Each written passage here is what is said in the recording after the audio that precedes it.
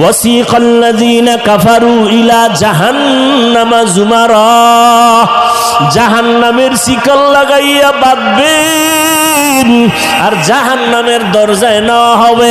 জাহান্নামের দারওয়ান ফেরেশতারা বলবে, আলাম ইয়াতিকুম রাসূলুম মিনকুম ইয়াতলুনা আলাইকুম আয়াত, তোমাদের সামনে কি কোনো ওলি আবদাল কোনো রসুল যায় নাই কোরআনের আয়াত পড়ে বয়ান করে নাই? কলু বালা, বলবে হ্যাঁ। মানো নাই কেন? বলে ওয়ালাকিন হাক্কাত কালিমাতুল আযাবি আলাল কাফিরিন। কি হবে আফসোস করে, আসলে আমার মাওলার ওয়াদাই তো সত্য। আজকে কুফরি করার কারণে, আল্লাহর হুকুম অমান্য করার কারণে আযাবে গ্রেফতার হয়ে গেল।